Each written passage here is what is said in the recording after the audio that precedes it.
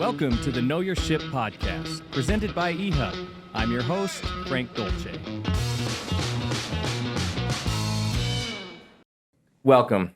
Sorry, that was we just started talking. This is a man who needs no introduction.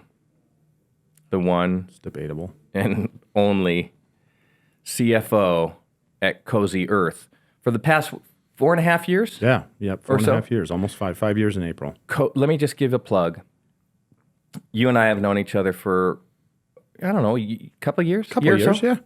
And our first experience together was at Disneyland. Yep. And was amazing. It was. Yeah.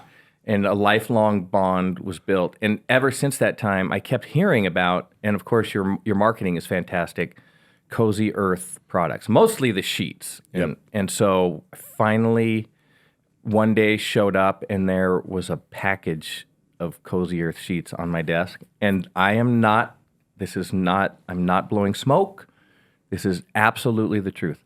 They are the most comfortable sheets I've ever had in my entire life. And that's kind of a long life now. I mean, I'm over 50. Wow. Yeah. Yeah. Yeah, and those sheets are, I would go so far as to say they're life-changing. That's very kind of you to say. Those are very kind true. words. I'm biased. I think they're phenomenal. Yeah. My kids, who are probably biased too, they try to travel with them. They, my daughters, I'm not joking. They will take a fitted sheet and they'll put it over a fitted sheet if we're traveling in a hotel and things like that, so that they can feel the comfort of Cozy Earth. They're pretty great. Our sheets have been kind of the flagship product and really how we built our name. The business has been around for actually longer than most people think, almost 15 years, but really gotten serious in the last 5-6 years.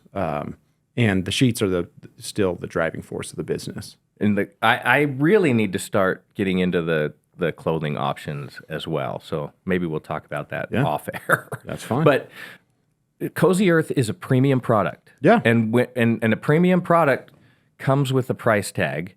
And in the day and age when you can run down to Costco and buy sheets for $19.99, yep. That may be a difficult thing to overcome. I'd like to talk about that at some point. So I'm giving you a little, this is your prep. Okay. We're going to talk about I like it. Overcoming that kind of perception in the marketplace. But first I'd like to dig into your background a little bit. Yeah, sure. Because when we met at Disneyland and hung out, we had a great time. And then I found out that you're a CFO. But do people tell you that you don't typically fit like the CFO mold? Sure, yeah. I think when people say CFO or CPA or anything related to kind of the finance of a company realm, there's a perception about that individual. And I don't know if you necessarily fit that perception. Yeah, and it's not bad, by the way. It's not a bad thing. I don't have a pocket calculator or a pocket protector. I don't wear a calculator watch, and I can talk to people okay. Not great. I'm not illiterate or unspeakable, but I can talk all right, and I like relationships, and I think I care about people and getting to know people, and so I would say your typical accountant or CPA with their glasses on and just crunching numbers all the time. That's not who I am, and that's not how I operate in my role. Obviously, that's a huge portion of what I do day to day, but really it's how do we work together with all the stakeholders, be it our marketing folks, our creative team, our wholesale partners, to build a brand that we're trying to build. And I think I will never be systems integrator, living and dying in the numbers all the time, though I do a lot of that. But I try to have maybe a little bit more personality than accountants in general are believed to have. And I think that's a bad rep on accountants, though. I think there's plenty that are awesome. It's such a terrible perception. For me, it kind of started in that movie a long time ago called The Revenge of the Nerds. Do you remember that? Oh, sure. Do you remember that movie? And I think that's the movie where they had the poor kid who was the numbers guy, and he had the tape around his glasses, and then Bill Murray used to do that skit on Saturday Night Live. I think this, I'm not familiar with that one. I got to go back and look at that. There's this whole thing that is a rough stereotype on numbers people, and and the interesting thing is, as you are involved and you gain experience in the business world, the numbers mean everything. And if you have a guy or a gal or somebody who understands that portion of the business, it is significant to the growth and success. Yeah, and frankly, you almost need it in every organization of the business. You know, I think our business works really well because we have marketing people who are focused on numbers and performance. We have creative people that worry about the cost per piece of the assets they're delivering to marketing. We have, I manage the finance and a lot of the supply chain and operations groups in the business. And so all those people, everything we order is based on data and it's data driven. And you got to have those people. I love that. How do you create that? How do you create that culture of being reliant on the data within an organization? Yeah, I think that takes time and a lot of iteration, frankly. I joined Cozy Earth 4.5 years ago as the only, internal finance person, and then quickly took over the supply chain because based on how we were forecasting, we were going to buy based on our forecast, our revenue forecast. And so, I think it's taken 4.5 years, but I would say, kudos to the people we have in the right seats, because those people are just naturally open and aware of the fact that, in a growing business, especially, like, we all have to work together. We all have to believe in the numbers and we all have to be on the same page, or it's just going to be really, really hard. And no one's going to be happy, because if I don't work with the marketing folks to figure out the promotions they're going to run and to which product category they're going to run it, I'm going to underbuy inventory, which we've done plenty of times in the past. We've made those mistakes. And so it's this iterative process where you've got to figure out how to work together so that marketing can run all the promotions they want, and you have inventory in stock to support those promotions. And so, it probably took us 2 to 3 years to really get a good cadence on how that went and how that goes. And it's been much more smooth over the last couple of years, but it takes a fair amount of time. But everyone within the organization just has to be open to it. And frankly, if you're not open to that, I think that's maybe a red flag for you as a person. Like, hey, you've got to get behind that, because so much is going to come from the data. Yeah. Well, I love that. I've listened to a podcast that you did and talking about finance being aligned with marketing. Yeah. I think that's really interesting and really important. And it seems almost easier or more natural for, like, marketing is creative, and they want to put together all of these really interesting programs and get out to the market and find the people who are buying the product and do all those things. And maybe their bad rap is they don't necessarily consider as much the cost of the marketing. On the other side, getting finance to understand and align with marketing, I think, can be a significant challenge, because a lot of us look at marketing. By the way, we have, like, a lot of our marketing team in this. So I don't want to say anything that's, they're going to shut down the podcast. But trying to get marketing or getting finance to understand what marketing is trying to accomplish, because a lot of us sit there and think, well, how do we even measure that billboard or the ad that they put out there, or whatever they're doing with their social media? So having those two groups, finance and marketing, aligned the way it feels like you guys are aligned. Maybe I'm just making this up, but that seems significant to how you've been able to grow. For sure.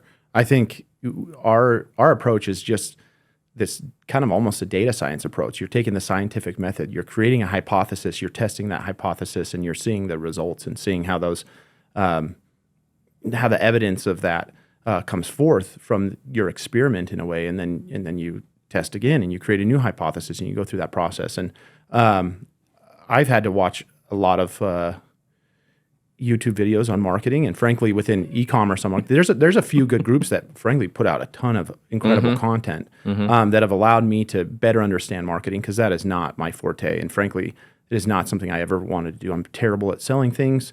I think have that natural, innate understanding of a customer and what they really care about, because I am such a bad customer.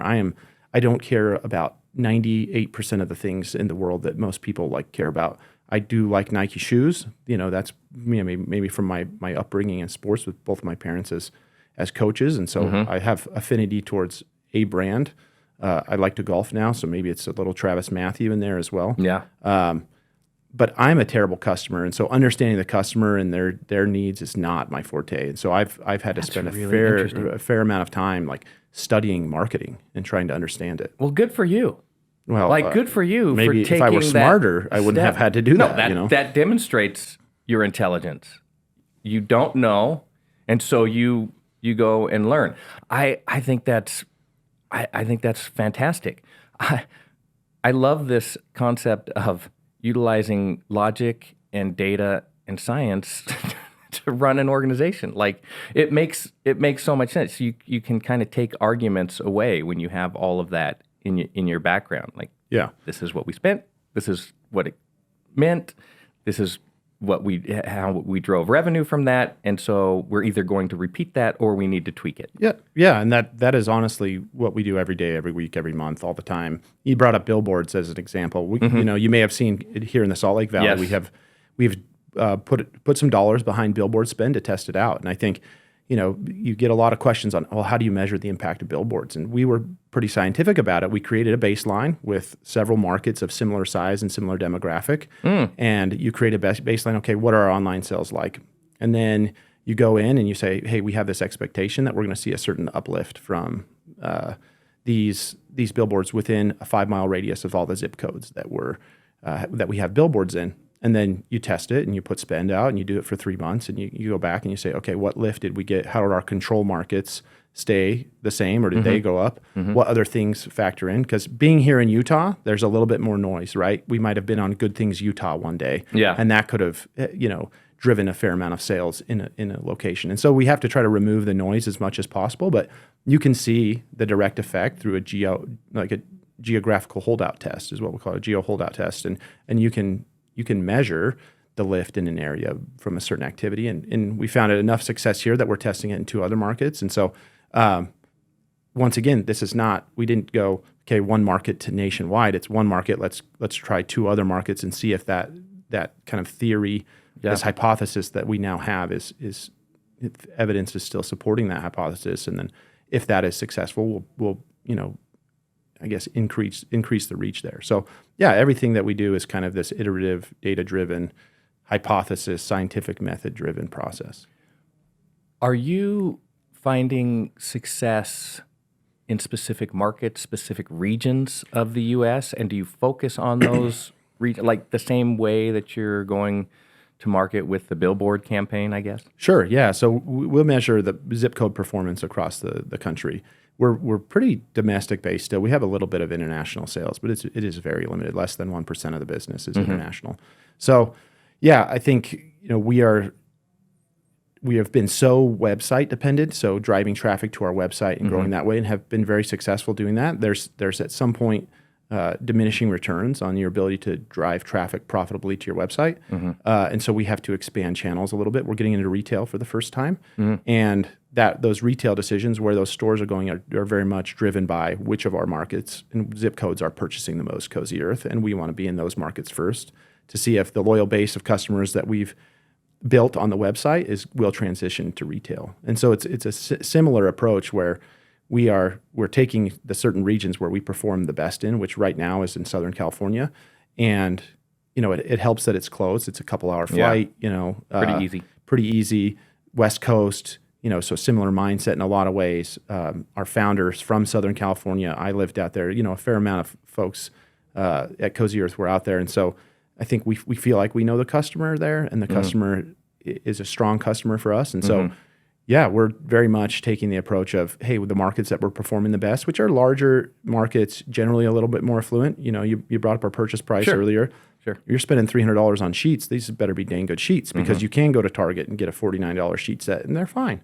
They're fine. Yeah. And I slept on those sheets for many, many, many years. So, before Cozy Earth, I was not a sheet snob. Now I unfortunately am, because they're expensive, and I don't always get them for free either. So, I got to pony up at least to cover our costs on some of those. So, Don't you get the scratch and dent like they give you the that's true. I scratch do. and dent model? We do have a warehouse and vineyard just south of here, about half an hour, and we get some returns will go there. Yeah. Most of them are processed at the 3PL, but they'll send us a few pallets every now and then. We'll run a local warehouse sale, and I live 5 minutes away, so I may have been there this week for my daughter's birthday, grabbing a couple things. So, Yeah, absolutely. Why not?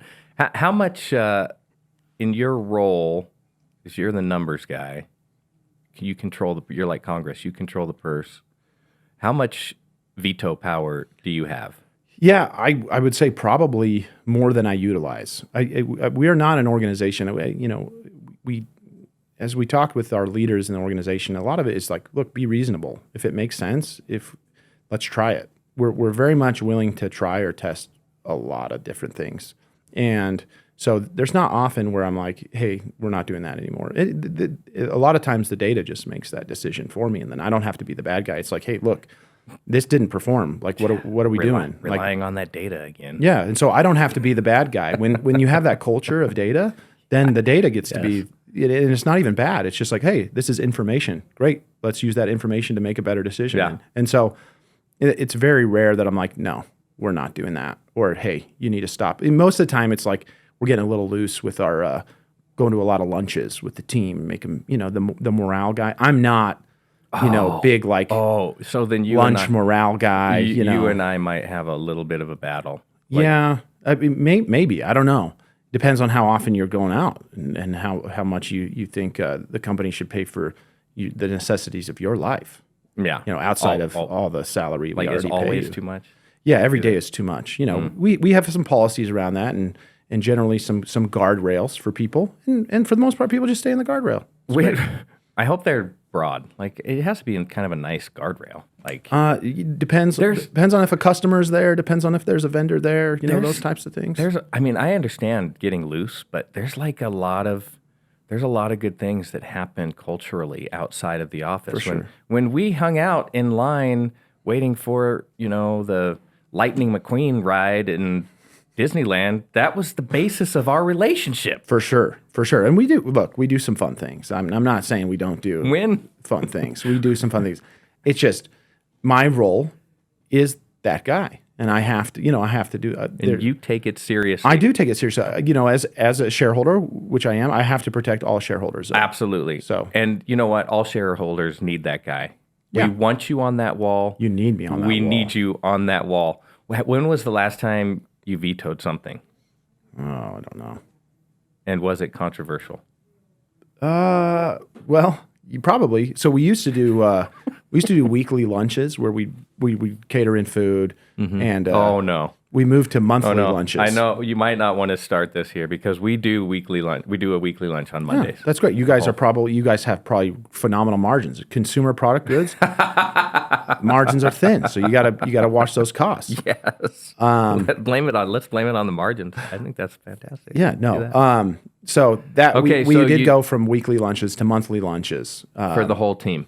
Yeah, for the group, and that was a very unpopular decision. But we were, like I said, just seeing those G&A costs, those general administrative costs on the P&L creep up. Can't allow that all the time. You got to manage those. Are people allowed to, or do you get any feedback from anybody? Is there like a suggestion box outside your office? Oh, not outside my office. Before a couple of years ago, we hired an HR director, which has been nice in a lot of ways and challenging in a lot of. The more opportunity you give people to give feedback, the more negative feedback they will give. People rarely take the opportunity to be like, "You're great. I love everything that's happening here." It's only when your life is negatively affected, or you perceive that your life is negatively affected, that you have now all of a sudden the motivation to make a comment. Yeah, I think when we ask people how they're feeling so much, there's too much introspection almost to the point where we go, maybe I am feeling bad. Maybe I am frustrated. And we manufacture a little bit of that frustration. And so, agree. It's such a balancing act. It is. You need it. Is. Yeah. You need to have that opportunity for people to voice frustrations. But when you give the opportunity, people sometimes, overtake too much turkey at Thanksgiving. And I want to be very clear. We take constructive feedback and constructive criticism For sure. and try to get better. Absolutely. But I think in general, just as a society, we've almost become like we've almost focused too much on our thoughts and like, how is this making me feel? And how, like, you know what? There's a lot of things I do that don't make me feel great, but the reality is I'm an adult and I have to do them, or I'm a parent and I have to parent, and I'm a, you know, Absolutely. I'm a manager of some people and I have to manage those people. And so they don't make me feel good all the time. They don't make the other people I'm talking to feel good all the time, but they have to be done. But and it's the life. right thing to do. Yeah, I think so. I know. Those are you have to make those tough decisions. Yeah. Sometimes. Well, I want to keep talking about Cozy Earth and your role there and the growth, and specifically I want to understand. I know one thing that you guys deal with, and you have a third party that kind of manages the shipping and logistics side of it for you, but I want to understand how that affects your particular business and the costs associated. But I would like to dig in a little bit of your background, to how you got to this position, because I know you mentioned it. You grew up in an athletic family, right? Yeah. So both. How many siblings? So I have two siblings. I have an older brother and a younger brother. I'll give you a little bit of background on my parents. So both my parents were collegiate athletes. My mother, an All-American and a member of the 1980 women's Olympic volleyball team before they boycotted Russia. Oh, so she didn't get to go. No.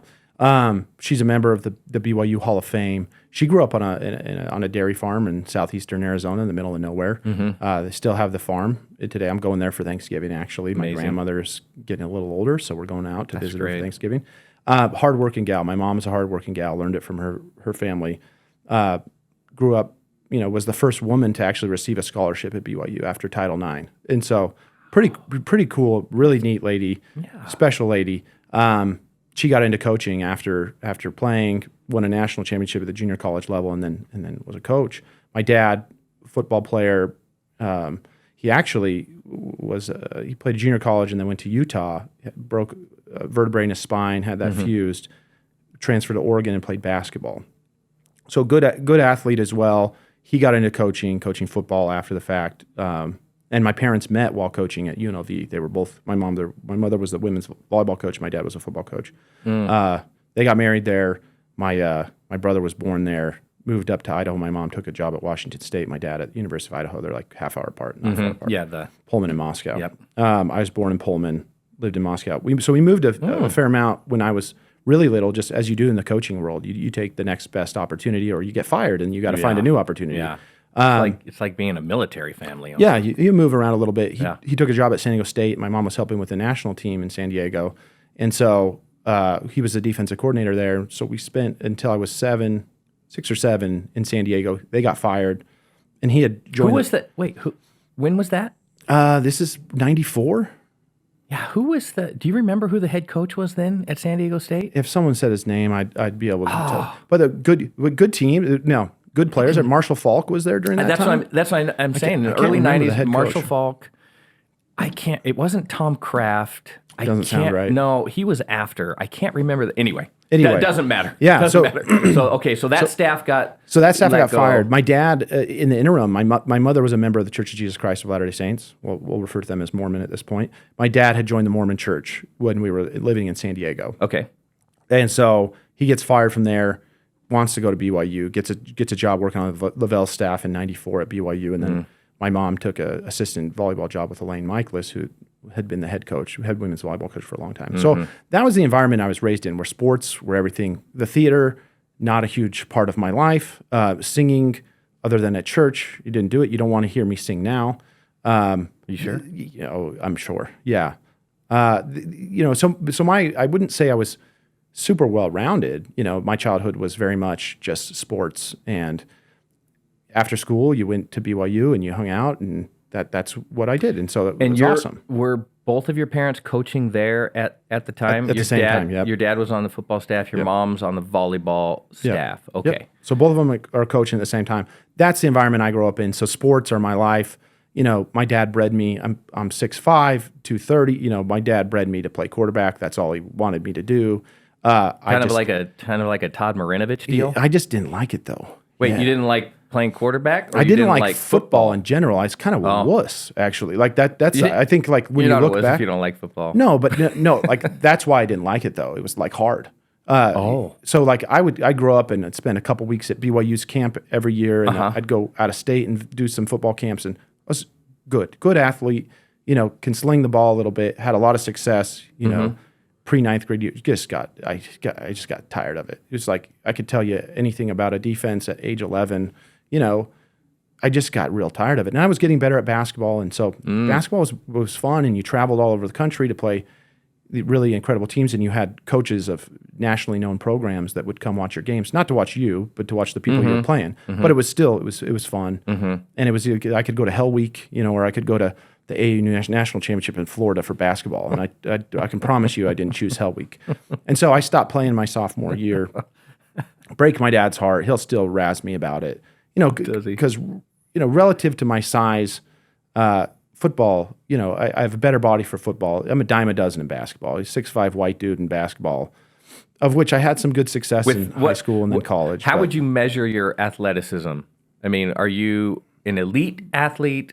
Are you a mediocre athlete, but you're scrappy? Or, okay, we won't even go to the low. I would say somewhere between those first two. Good athlete. I jump well, I won a lot of dunk contests locally growing up. Yeah, like I Get out of here. 360, windmill, all that. Yeah. I Can you still dunk? Yeah, about a year ago, and you can ask for verification. This a year ago, last August, I could still 360. So no, you in my cannot. Get out of here. I tore my Achilles playing basketball in January, but outside that, yeah. But yeah, so mid-30s could still 360 fine. What? Not fine. It's harder now.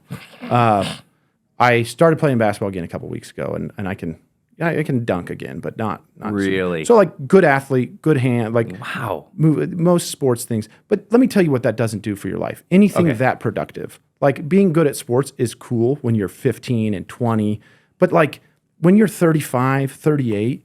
It just doesn't matter. You know what? I wish I was smarter. I wish I had spent more time being more cultured. I'm going to defend you a little bit. Maybe a little bit. I have worked with a guy here who says this kind of the same thing. Like, why are you getting your kids all involved in sports? Because the chance that they're going to be an elite athlete and make a living in athletics is super low. So make sure, why aren't they doing other things? And that's kind of the thing you're saying is like, be more well-rounded, be more, do other things but there's so many things that you learn in athletics, so many lessons that you learn in athletics, I think are very transferable. I don't disagree, and I'll caveat that. Like, am I mad at all that I spent all the time I spent doing sports? No, but I literally thought it was life. I thought that because both my parents worked in sports, I thought that's a good avenue to earn a living. Whether or not that's true, like there's big money in college sports now. There wasn't 20, 30 years ago, right? Even as I walked on at BYU post a 2-year Mormon sabbatical mission. I'd have gotten school paid for, like just as a walk on. I'd have got and now obviously players can get paid and things like that. But there's big money for coaches too if you're in a good conference. There's a lot of money to be made. It's not historically been the case except the last 10 to 15 years, I would say. So anyway, that's the construct I grew up in. You work your fanny off playing sports. You be a good teammate. If there's a role for everyone to play. I think that's a really important lesson to learn from life. And when I try to teach my kids, I've got kids that are good athletes and kids that are, mediocre at best. And everyone's got a role to play. My 10-year-old son, he is such a good kid. He is so smart, loves chess, loves reading. He is not an athlete. He's a good athlete, just doesn't care for sports that much. No passion about it. No, but he plays them with his friends. And if he's got some friends on the team, he'll play a game. But in basketball, his role is to rebound. If you get an offensive rebound, you can shoot. Other than that, you're probably not shooting. And play hard defense, and that's great. Well, Dennis Rodman made a career out of that. I don't. Yeah, he did. He's kind of he's a little goofy. I don't know if I want him as a role model. In terms of a rebounder and a role player, I don't know. Is there a better example than a Dennis Rodman? No, not in all of sports. I don't think there's a single player in all of sports. You may be right. That is a better role player than Dennis Rodman. Yeah. And that's what makes a great championship team. And I agree, Frank, 100%. There are so many lessons, and that's why I still have my kids play sports. There are so many lessons to be learned, to be a good teammate, to be unselfish, to know a role and just love your role and exceed in that role, to be a winner in your role. There's incredible lessons. And so I love that environment I grew up in, but I didn't know a lick of thing about business. I was not raised in a business environment. Everything I saw was, related to business was really from my friends' parents and things like that. I had a great group of friends and some friends whose parents had been very successful financially and I guess in their career. And you perceive that growing up, but you don't really know what that means or what that looks like. But that have been very helpful and good mentors to me over the years. So did you grow up thinking that you would have some career in athletics? No. Or you didn't? No. So where did that, like, when did you determine that you had this affinity for the business world or for numbers or whatever led you to where you are today? Yeah, Myrna Hall's class, probably Canyon View Junior High School, Orem, Utah. Really? She taught an accounting class that I thought was interesting. I don't know, it was probably ninth grade. Yeah, ninth grade. And, from there, I just got really interested in like personal finance. I read Rich Dad, Poor Dad, and that book like opened up this new world to me of like, oh my gosh, your money can make you money. Like, that is crazy. What is compounding interest? And so even in high school, I was pretty interested in that. I'd take investment class that our high school offered. I lost a lot of money on Micron stock back then. You do this fake stock portfolio thing. I was like, Micron, they're local. I'll buy them. And it didn't work out for me super well. I think Micron did fine. They didn't need my investment, but. And so I was always interested in money. I liked to save money. My dad, I'll give him a lot of credit. He was really good at saving and was a good communicator about that. And he set up a plan where if I saved money, he would match it dollar for dollar. So if I put $50 in my bank, he would put $50 and I have $100. The rule was I couldn't touch it except for a couple things, a mission to pay for school, later on.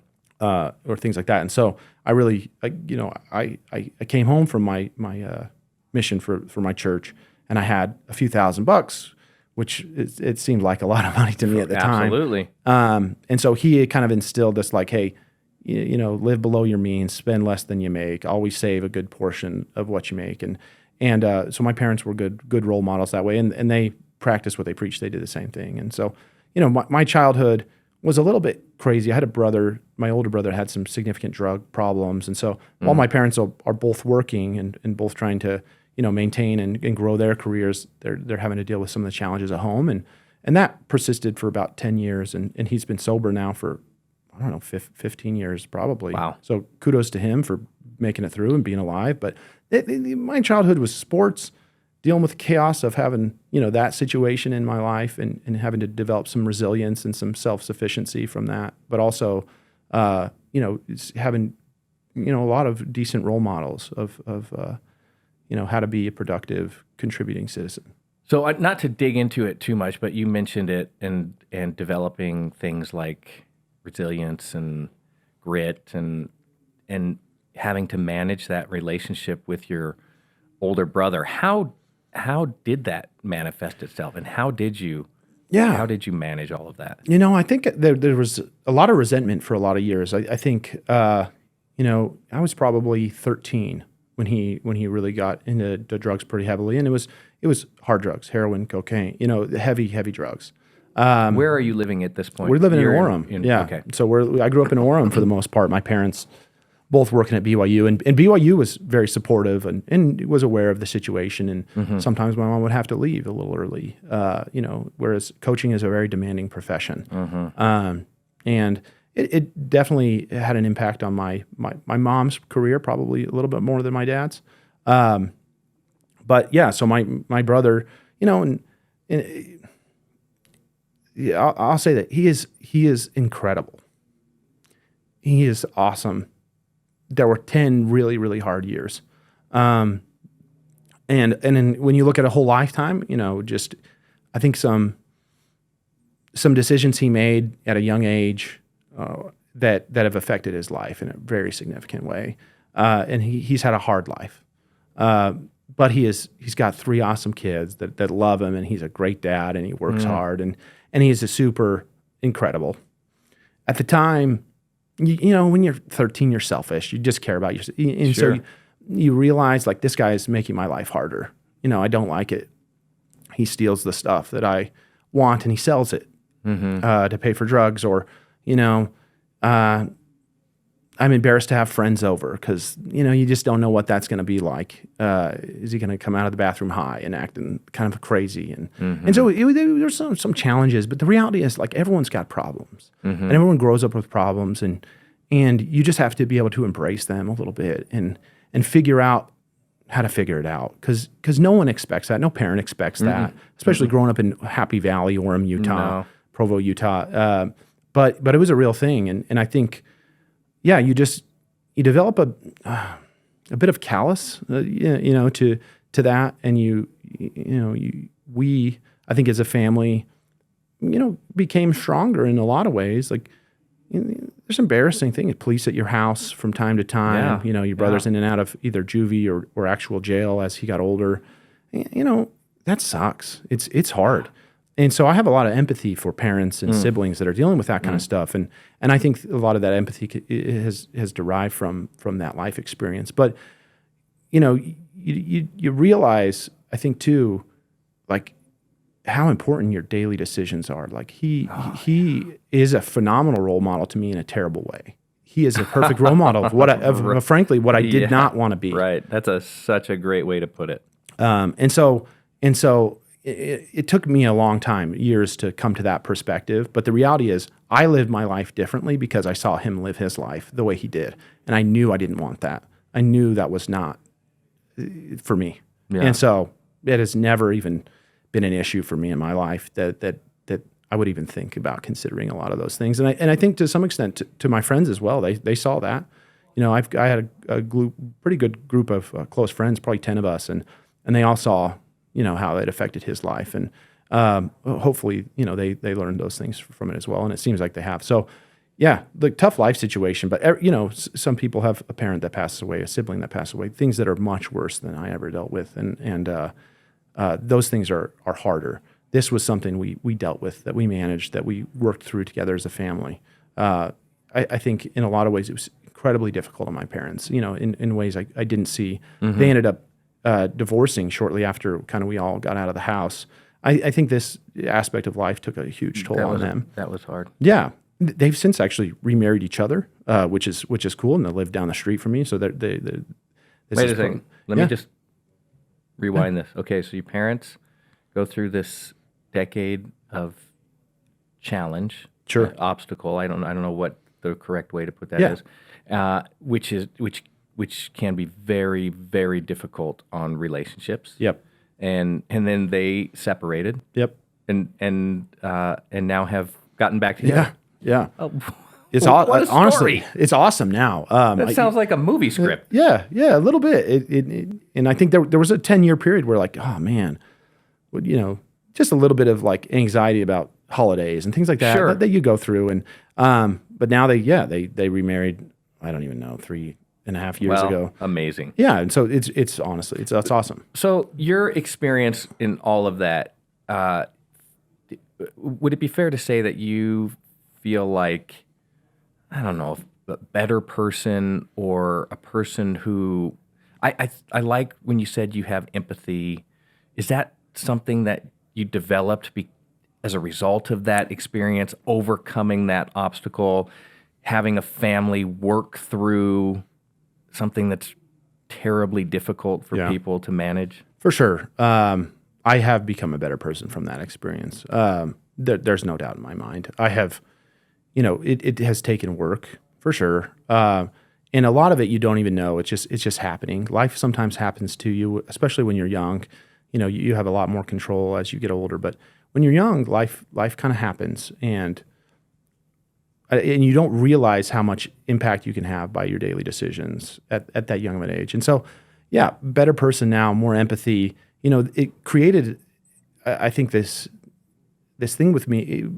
Like, I for some reason can be pretty vulnerable and share things that, pretty early in a relationship, friends, family, that some people are uncomfortable sharing. And because of that, like, I get that back. People can seemingly be vulnerable with me and share. And for the most part, that's been an incredible blessing. A couple times, I've had to take my licks and learn, like, hey, you got to have some protection around yourself and some walls, and Yeah. that's a really hard one for me to learn because I am a pretty open person, and a pretty I care a lot about relationships, and so sometimes I overshare and say things I maybe shouldn't say that make people uncomfortable, and I've done that, and hand up, like I've had to learn and be better.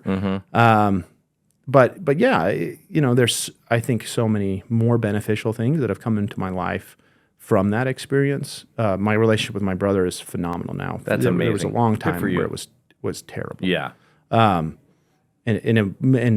a lot of it was my fault. But some of it was situational. Sure. But it's awesome now. It's awesome now, and I have a lot of respect for him, and that is mutual. So well, I think that's super telling about your personality and the way you manage yourself today, and it probably says a lot about why you're not the stereotypical CFO finance, because you've had this incredible life experience and you've utilized that to your benefit. And I mean, the story is great because it feels like it's almost like a happy ending but crazy 10-year period where you had to go through fire and you came out the other side. Yeah, and I think it is a little bit of a happy ending. Unfortunately, it could have ended other ways. He had friends that I've been to a few funerals of his friends. That's right.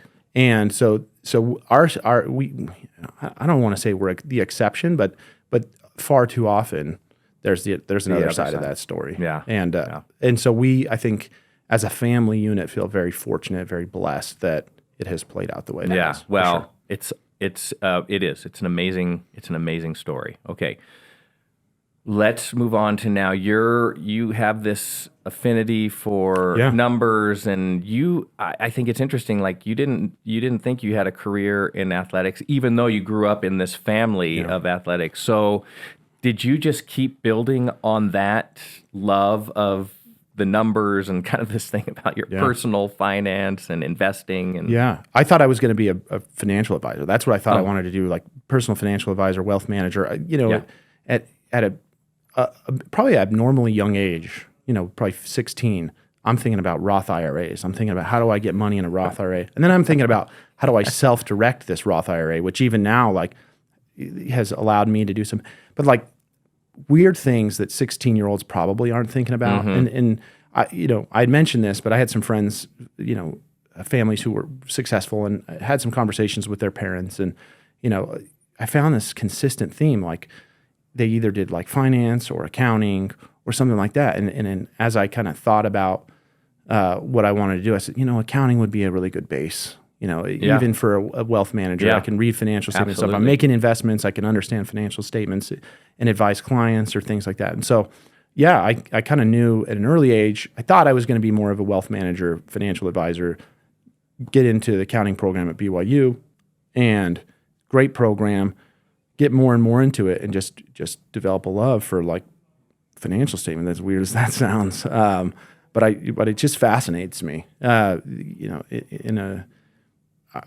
So I'll even to this day go on Yahoo Finance and I'll just look at financial statements of businesses that I think are interesting and try to understand how are they utilizing their cap structure or how are they using their cash and things like that. So that developed at a young age. Go to the accounting program, go and work for KPMG right after, which is just a big factory for accountants, both in Irvine, California, and then here in Salt Lake. And then kind of from there, I bumped around to different roles. I was with a public company doing investor relations and finance. I went to a software company that we sold to a private equity group out of Pennsylvania. After that, I went and joined a group called PEG, which is a local real estate private equity group. And, there are ebbs and flows in my career. I think really early on, I wanted to be that good teammate. I wanted to, just try to help build a business and, take whatever came my way. I think after 4 or 5 years, I started getting a little bit more self-centered and what can this opportunity do for me? Is this going to get me, maybe more money or more clout? And I think those years were probably the 4 or 5 harder years of my career because I was focused internally. And I was worried about what that opportunity could do for me instead of what I could bring to and learn from that opportunity. And then I think so, a little bit of immaturity there. Made some decisions I'm not necessarily ashamed of. It's life. You make choices Sure. and you deal with the consequences of them. I was immature in how I dealt with specifically one of my roles and was not giving it 100% because I felt like I wasn't getting what I thought I deserved out of it. And I think Really interesting. what a good lesson to learn. Embarrassing a bit to look back on it if I'm frank, but that's reality. We make choices and we deal with the consequences of those choices, and then hopefully we can learn from them and be better. And this opportunity at Cozy Earth came up. Really it was a group looking for a bit more financial sophistication. It was smallish company back then. Really a friends and family business. And the friends and family wanted to get out, so the goal was to find a more sophisticated investor who could kind of help us grow, and we found that. So I joined Cozy Earth in early 2020, right as the pandemic was hitting. Frankly, the pandemic was a wonderful thing for our business. People were at home, trying to be comfortable, wanting to Shopping online, yeah, doing all the exactly. And I think for a lot of e-commerce businesses, it was a really, really good time. It was. Yeah, no doubt. We were fortunate because I think our product is as good as it is, to be able to sustain that and have people come back and want to repeat purchase. It wasn't just like, I'm home, I'm going to one time make this purchase. It was, oh, I love these sheets. I wonder if their pajamas are any good. I wonder if the loungewear is good. Absolutely. And so I think that helped in a lot of ways, whereas some people got a benefit from COVID and that kind of trailed off. We've just kept it going, and yeah, it's been a phenomenal ride. Awesome. So I want to ask you, there's several things that have come up, but I want to ask you specifically about this change in mindset and how that has been a benefit to you and to your career from what do I get? Yeah. What am I going to get out of this? Yeah. To a change in mindset to maybe this is a great opportunity. This is an experience I can learn from. I can help others. What was that shift in mindset, and how has it been a benefit to your career? Yeah, I think, at the one role in particular, I think that had the biggest impact on me, I was, frustrated with the structure. For a bit of background, a lot of private equity groups, if you're an important part of the team, you'll get what's called a carried interest or part of the carried interest, and which is just kind of how the fee structure works with large funds, and then, key players in that. I thought I was a key player. I wasn't. I thought I should. You thought you were the key player. No, I thought I was a part of the key player team, and the reality is I was just a dude, and I had this inflated ego, I would say, and that inflated ego led me to be frustrated that I was not necessarily part of the group, and I was doing projects on the side. I always have I flipped houses for 5 years because I was like, okay, I got a little bit of capital, I'm going to put the capital to work, but then I started focusing too much on that and not enough on my actual job, and I got distracted by it, and side hustles, people have different takes on them. For me, it was too distracting for me to do a good job and to be a great teammate and to be a good team member at the place I was, and then the group goes, you got to stop this, you got to focus on your job and do a good job, and I was like, whatever, I know better than you, and so you part ways, and it doesn't feel good. It didn't feel good. And for probably a year, it didn't feel very good. And I started doing that full time on my own. And but then that's a roller coaster. When you're an entrepreneur, when you're trying to kind of build something on the side, that's hard, and everything's on you. And there's nowhere to point the finger really in those things. You just go, maybe I'm not as good as I think I am. And so that was a humbling experience, and an experience that taught me, hey, I need to hone my skills. I need to go back and be part of a team and really develop a career, because I bounced around a little bit, and I just needed to build something again and get back. You go to be a role player on a good team. Sure. That's kind of that idea. It's like, oh, I'm going to go and I'm going to contribute. I'm going to do my role and I'm going to try to do it as good as I can. Yeah. But the team is what matters, and let's find success in that team. And I think when you are a good role player on any good team, that opportunity develops into incredible opportunities. Yeah, that's really interesting. I'm glad that you had that experience and could share that. I think a lot of people don't ever get to that point of, wait, it's not all about me. if my success is significantly tied to all of these other people around me, and how do I contribute to that? So I think that's amazing, and maybe that's a lesson we learn in athletics, and especially today in this me culture. Yeah, like you recognize the teams that get the greatest number of people all aligned, heading down the same path, are the teams that win. Yep. You know? It's not necessarily the teams with 5 superstars. You saw the Miami Heat struggle when they got LeBron and Bosh and Wade all together. On paper, that's by far the best team. Yeah. And then they lose Dynasty. to the Spurs, who is old, Tim Duncan, Tony Parker, Manu Ginobili, whose games they're not pretty to watch all the time, but those guys know their roles. Yeah. They know their roles and they perform well in those. And so, yeah, I mean, that is something I definitely learned from sports, and it's frankly applies to every aspect of my life. At home, my wife is way better than me at 98% of things. There's probably 2 or 3% of things that I'm better. And I say that like she is a better athlete. She's more competitive. She cooks. She's just good. She's a great mom. She's a great mom. Like she's an incredible napper. She's an all-time great napper. I can't nap. I wish I had that ability. I cannot nap. You can't do a power nap. I can't either. Yeah. I always don't think know why. I need a power nap, but I can't do it. But even in that role, like I have a role, and when I get home, I got to be happy, fun dad, and I got to not bring issues from work home with me, and I think our relationship works really well because we are the yin to each other's yang. We're extremely different. She's an artist, and I'm an accountant, and there are very few things that maybe you're still doing stick clash figures, more. and oh she's my like, gosh, I'm terrible at all night. that, and she's really phenomenal. So I think in any relationship, in any organization, there's a role to be played, and the team is more successful, the group is more successful if people perform well in their role. Yeah, well, that's a cultural thing. If we could get people to understand, and I'm not just saying people, I'm saying everybody, including myself and yourself. Like, if we could understand, if I do my role at 100%, as well as I could do my role, and that's a good example to everybody else, and everybody else is then doing their role at 100%, how much better could we be as an organization, as individuals? It's a really interesting thing to think about. Okay, let's get back to Cozy Earth. Okay. There's a couple things I wanted to ask you about, and then I still have to ask you 3 random questions. That's always my favorite part of this, and I don't want to run out of time. Okay. So let's talk about the premium product in this market, which is sheets. And it's okay. If I'm being a skeptic, I say, why am I going to pay $300 for sheets when I can, like you said, walk down to some big box store, and for $49.95 I get a whole bucket of everything that I need, and that's great. Tell me how you guys think about being in the premium product space.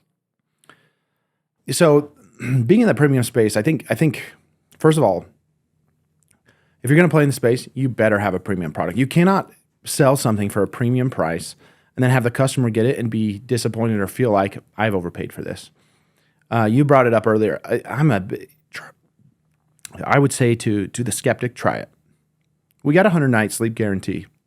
Tell me about that. I mean, that's important. Yeah, look, we stand behind our product. We think you mentioned earlier, we think the sheets in a lot of ways are life-changing. Like, we hope you have a harder time getting up in the morning. We hope you want to stay in your bed longer.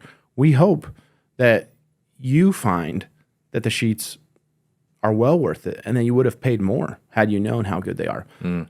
So I think that's the biggest thing. It's like the product has to match. And when you have that premium product, like, you're gonna get a certain part of the market that just goes, no way, I'm not spending $300 on sheets. Sure. These could be made out of gold, and I wouldn't spend $300 on sheets. Yeah. And so you alienate a part of the market. The reality is, when you try it, when your friend tells you, no, like, these are that good, like, you really should try it. I know they're expensive. We're going to stand behind that, and we'll give you 100 nights. And when you return those, if you return those on day 98, we can't do anything with those. What we really tell you at that point is, hey, just donate them to someone, or keep them. If you're really that dissatisfied, we'll refund you your money. Keep it, because I don't want to pay to ship it back. I can't do anything with that. I'm not going to repackage that. You've been sleeping on those for 100 nights. Hopefully you've washed those 10 times. 15 times. The reality is most people don't. People don't wash their sheets often enough. No. I used to have an aunt who would wash her sheets and iron them daily. That's a bold strategy. Crazy is that? Yeah, good for her. Yeah. So yeah, we'll stand behind that. And if you don't like them on day 98, we'll take them back, or we'll tell you to donate them, and we'll give you your money back. And so we stand behind our products. We offer a 10-year warranty. A small percentage of them pill. Sometimes after a while, if you got a bad toenail, you'll rip the sheet. Like we're just the manufacturer stands behind the product. That's a seriously bad toenail. Yeah, that's a horrible visual that you brought up. Now I'm thinking about that. That's true though. That's rough. It happens. Sometimes we had a friend of ours my toenails tonight. whose kids took scissors and cut their sheets. Why? For ghost outfits? I don't really even know. He's 3-4 years old. It was you like get scissors, Elf? and you're excited. And they cut their sheets, and that's a little trickier. You're causing the issue, but I think we took care of them. So that's the reality. Trickier. We're going to stand behind the products. And that goes for the sheets. It goes for the pajamas. It goes for any of the apparel. We're finally getting out of the home a little bit for the first time in the last 6 to 12 months. Yeah. Historically the brand's been home. We want to own kind of your 5 to 9. When you get home from work, we want to own your 5 p.m. to 9 a.m. Yeah. We want to own that part of your life. That's where I am. Yeah. That's going to be my next thing, is because I'll give my endorsement. Okay. The sheets are worth Appreciate that. $300. Appreciate that. The first night that I slept in those sheets, I was like, wait, this is different. Yeah. It's just different. You can feel it. And since that point, we have like spare sheets. Those have stayed in the closet. We make sure that we wash and dry and put back on the bed, the Cozy Earth sheets. And now what you're talking about is exactly what I want. When I walk in at the end of the day or after the gym or whatever it is, when I'm home for the evening, then why not figure out how to have that kind of experience in everything else that I'm wearing? Yeah, so we want to be the loungewear you put on when you get home. We want to be the towel you dry off with when you get out of the shower. We want to be, even the nighttime routine you might do when you get ready for bed. We want to be the sheets that you get into, that you wake up in. We want to be the slippers you walk around the house in. We want to be the robe you feel comfy in. And now we're starting to say, okay, if we've built enough trust with our customers that they'll trust us with that part of their life, like, can we be the golf pant you wear? Can we be the golf shirt you wear? It's a little bit of a departure, but not really, because the customers are the ones pushing for that. Like, I want your fabric, but I want to be able to wear it to work. I have a great concept for a commercial for you. Should we talk about it? Yeah, let's talk about it. It just came to mind. Okay, so you said you wanted to own like 5 p.m. to 9 a.m. Yeah. Okay, because those things are so comfortable, here's the concept of a commercial. A guy like me or some executive walks into his office during work hours, and he's wearing his Cozy Earth. Like, he's got the robe on, he has his loungewear, and he walks into the office with his cup of coffee because he's going to work the day. And the tagline is something like, Cozy Earth, so comfortable, you don't want to leave it at home. So comfortable, I love it. You'll wear it. Will you be the model? Absolutely. What do you mean? I came up with the idea. Of course, I'm the guy. Okay, all right. I'm your guy. Because wouldn't that be great? Yeah. Walking in and he's I just like kind of that. walking around to the cubicles, sipping his coffee. He has his Cozy Earth, and people are like, "What is this guy doing?" He's like, "I don't ever want to take this stuff off." You used to be on the radio a lot, there's this old adage, you got a face for radio kind of thing. You don't. You got a face for TV. You could be in that ad. My mom used to tell me. You could be in "I that have ad. face for radio. Yeah.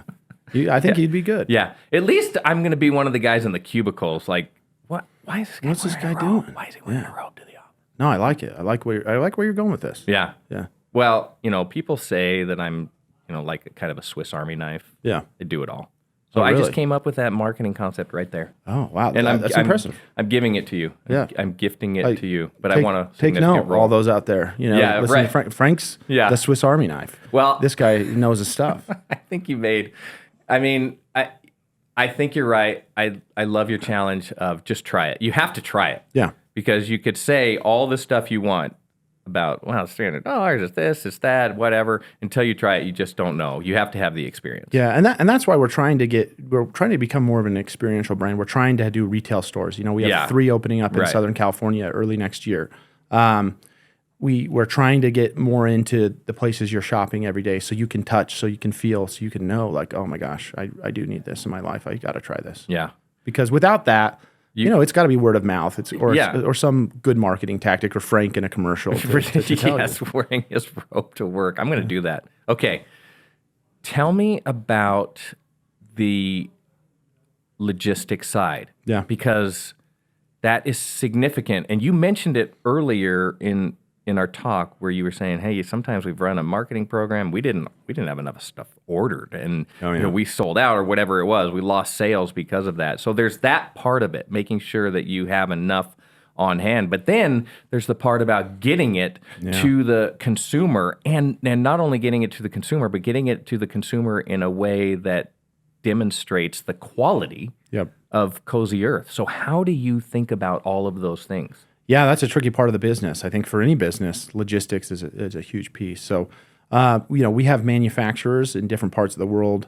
A lot of the source for bamboo, our sheets are bamboo based. We have linen sheets, and we'll have some other different fabric types coming out in the next year. But we built our business on bamboo sheets and silk comforters and silk pillows and things like that. And so a lot of those raw materials, the majority of them are derived from China. And so we have really good supply chain in China.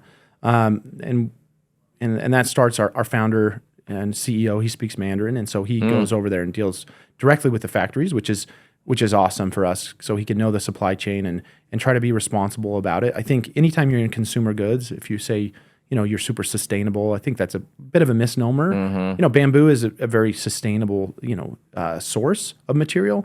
But anytime you're selling things to people that wear out over time, and the reality is we're trying to be responsible with our supply chain, and so much of that starts with Tyler, who's our CEO, who's a visionary guy, awesome. Anyway, so suppliers in China, in Portugal, in Italy, different places all over the world, getting it to the U.S., there's a piece of that, and I've got a great team now that kind of handles a lot of that. But early on in the business, when it was just me, it was a lot of it was, hey, when can we get this here? How do we fast boat it? Are we going to have to air freight? Man, we spent a lot of money on air freight for a couple of years. That's not inexpensive. No, you're talking about 4, 5, 6 times ocean freight, sometimes 10. Yeah, so this is exactly what I'm talking about. How top of mind is this kind of planning process so that you are managing costs appropriately on the shipping and logistics side? Yeah, it's top of mind all the time. We run a sales and operational planning meeting monthly where it's marketing, it's product, it's finance, it's operations. We're all meeting together to try to come to a consensus on revenue, and then not only revenue, but the product categories in which we're going to drive that revenue, that based on a promotional calendar that marketing might run and things like that. So it is a huge coordinated effort among multiple groups to be able to get that even remotely right. Anytime you build a forecast or plan, the second you're done building it, it's wrong. That's a reality of life. And so you've got to have a mindset of, we're going to figure this out, and we're going to do the best we can here, knowing that it's wrong. And be as nimble as possible. Yeah. Yesterday, for example, we're having a meeting. We're having a really good start to November. This is an important time of the year for any retailer. But it means we've maybe oversold in a couple categories that, or sold more than we thought we would in a few different categories, which poses inventory problems as you get further and further in the year, because the reality is the supply chain takes 4, 5, 6 months from the time you place the order to the time you actually get your goods. And so you have to be coordinated, and you have to be coordinated months and months out. And so when some product starts overperforming, we go, okay, how do we change our promotional strategy around this type of product to keep inventory in stock? How do we not overspend on ads, depleting, our inventory for November, and then no one has anything to buy in December? Because those are real constraints that you run into. And so you have a plan, and you forecast, but you're managing it all the time, constantly. Yeah, I mean, every other day. Right now, our supply chain is sending out to the marketing group, here's kind of the product categories we're concerned that we're selling too fast. Here's maybe a category or two that's a little low. So if you're going to run a promotion, run it to those other type of categories and change the strategy on that. So yeah, it's a daily, every other day kind of a thing. And with general, larger meetings, biweekly or monthly. Gotcha. Okay. I have one more question before I get to the 3 random questions. I know I've kept you too long already. good. Are you good? We're good. Are you okay? Yep. For another hour and a half? No, not that long. No, You vetoed that. that's true. That was the veto. I'm getting better at saying no. Yeah. So once a customer gets the product, the experience is amazing. We hope so. Yeah, it is. How important is it to you to manage customer experience from the time they have exposure to Cozy Earth to the time that they order and the product is received? Yeah, I think that's an area that still has opportunity to improve. We try to do a good job of, hey, you've ordered the product, great. Here's when it should ship out. Here's when it does ship out. Here's when you should receive it. Here's a thank you follow-up offer. We hope you love your sheets. Share this code with a friend for 40% off or 30% off some offer. I think one of the challenges of having a premium brand is you feel the pressure to provide premium service as well with Absolutely. that. As you should. Yeah, like if for I'm sure. paying that kind of money for a sheet set and something doesn't go the way it should, I want to be taken care of. I want to feel like there's kind of a high touch, high feel experience on the back end of that too.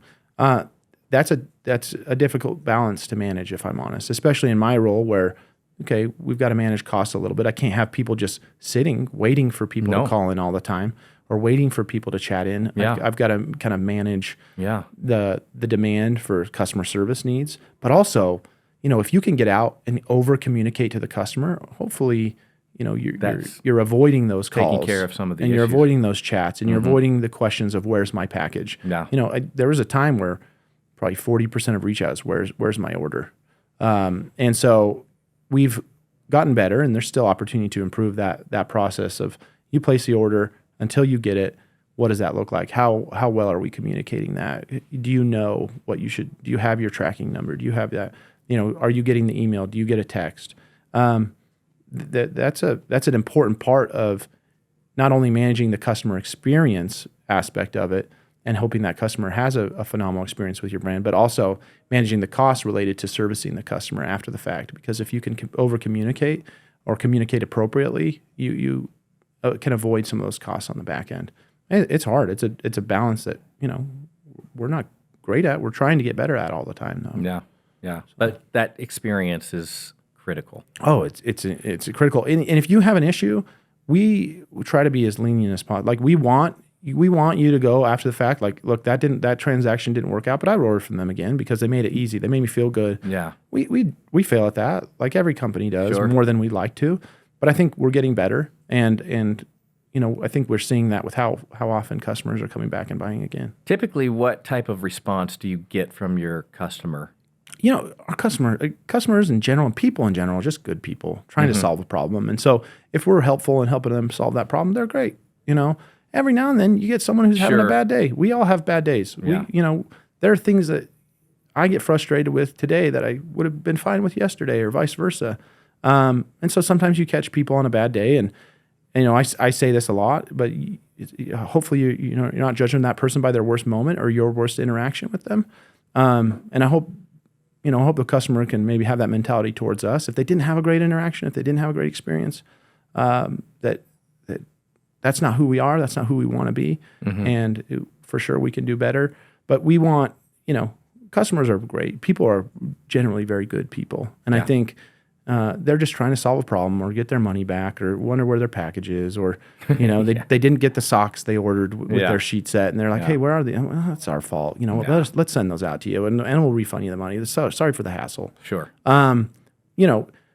You do that too much and you start losing a lot of money. So there's a balance you got to keep there. But, when you're offering a premium product and hopefully to a premium customer, you've got to help them feel that premium experience. And that's what we try to do. That's fantastic. Well, you've built and you're building a great company. It's an unbelievable product. I can't wait to do the commercial in my robe for you. That's going to be. I make no promises. That's going to be on an that, amazing. I like the idea. I like the. It's in theory. We'll so see. great. Our whole marketing team. Did you see them light up when I said that? Yeah. They were like, "Wow, that's amazing." Something happened for sure. Yeah. Something. I don't know. Anyway, okay. We have to finish up with 3 random questions. Okay. I I always like to How do random this. are these? So they're super random. I haven't even thought of them yet. Okay, I'm just kind of noodling about what. Let's start with this one. If you had an opportunity to go to any musical concert, what?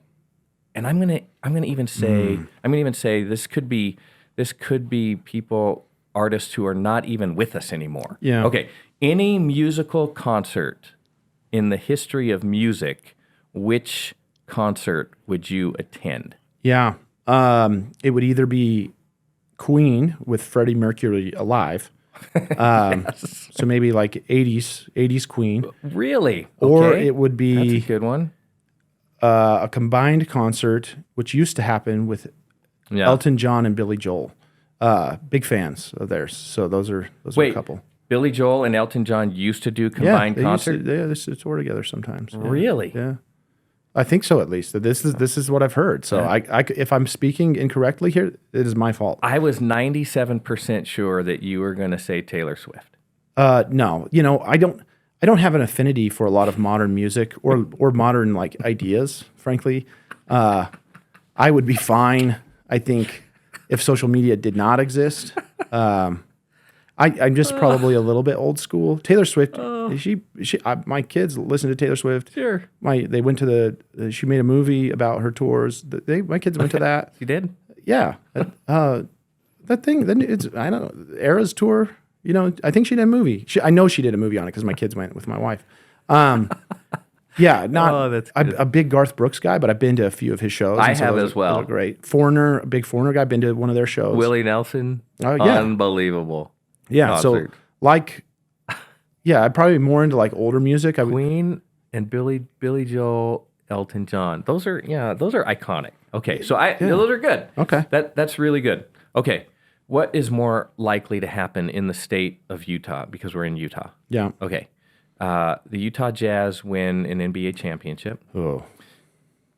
Utah Hockey Club wins a Stanley Cup, or any Utah collegiate team wins a football or basketball national championship.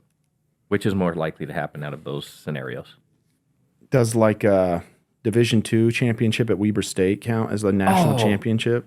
Yeah, we should probably include that. And I'm a huge fan of the Wildcats. Yeah. So yeah, let's do that. In basketball or football? I would for Weber say State? it's football because they can be at Division I level for basketball, right? Yeah. But not at the Division I level or Division I some double AAA. I don't know for football. I'm They're not in the business, and I still don't even know. Yeah, all of the you should know that. divisions I of should the- know that too. We shouldn't. It's too much. But Anyway. I'm going to go with the Utah Hockey Club winning a Stanley Cup. That's. Have you I was been? at the Jazz game. Yeah, I have been. We have tickets, and Yeah. I was at the Jazz game last night. That's a bigger rebuild. That's a tough one. The Jazz, and you're aligned with basketball. I'm a Jazz fan. Bigger Lakers fan. Just my dad was a big Lakers fan, and living in Southern California, while you develop some affiliation to a team, and it certainly wasn't going to be the Clippers, and so it was the Lakers. And so I like the Lakers. I like the Jazz.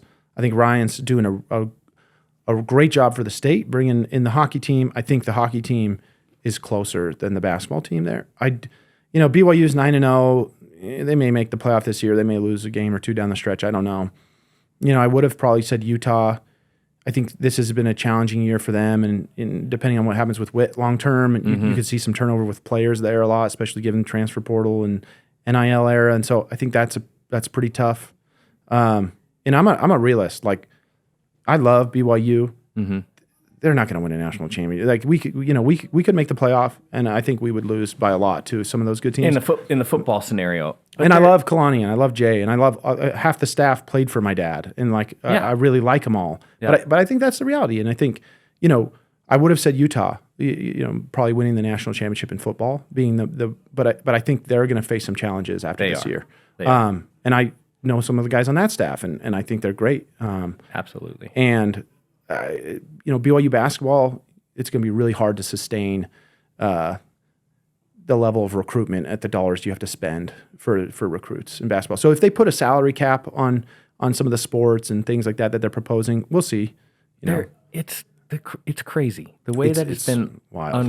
rolled out is nuts. Yeah. Anyway, but BYU is spending a lot of money on the basketball program right now. Yeah. I mean, I would almost lean to like they're going to have so much talent. They are, and they are. I walked on the basketball team for a year, many years ago. Once again, 6'5" white dude. It was not a realistic opportunity for me. I was a grades guy. Bring the grades up of the team. That's what my role was there. And I have friends that are on staff. Charles Abua, who I played with, is now back on staff. And I keep pretty good relationships with a lot of those guys. That's hard, man. Not only do you have to get in the NCAA tournament, you have to win 8 tough games. Like when you're like to win it all. Mm-hmm. Like that's hard. I don't know enough about hockey, but I feel like that's our best shot. Yeah. Yeah. I don't know. I don't know. I don't know either, but it's interesting to think about. Okay. One last random question. Are you more of a secluded cabin in the woods or exotic island beach vacation? Oh. I'm a beach guy, a big beach guy. You're a beach guy? Man, I love the beach. Really? Can it be a secluded beach? Well, see, that's the thing, is because I know your personality a little bit, so I was certain you were going to be cabin in the woods with like a big turtleneck sweater and sipping hot cocoa and a book. That sounds great right now, but no, I mean, I love the ocean. I love being in the water. There was probably a time where our kids were smaller and we'd go to the beach, we'd take the kids to the beach, but we really go to the beach for Dad because Dad just wanted to get in the water. And my wife would get frustrated because like, hey, you've been in the water for 4.5 straight hours. Can you help with the kids? No, tell them to get in the water. If you want me to help them, tell them to get in the water. Get them out. And now that they're older, like they'll boogie board with me and stuff. But I love boogie boarding, big time. I'm a very poor surfer, but I like surfing. I'd frankly like to spend more time getting better at surfing. You're 6'4", 6'5"? Yeah. 230? Yeah. 236 this morning, but hey. 230-ish? Yeah. Ish. Okay. Ish. I mean, what kind of boogie board are you riding? Just a regular boogie board? Sure, you can ride a regular boogie board. If you got a decent set of fins, too. You must. Oh, you got. I'd like to get a bigger board. You must be pretty talented. Oh, what, to kick my legs? Yeah. I don't know. I mean, I grew up on the beach boogie boarding. But you're Culver City. Culver City guy. Yeah. Like. You need kind of, well, maybe not. Maybe you don't need a big substantial board.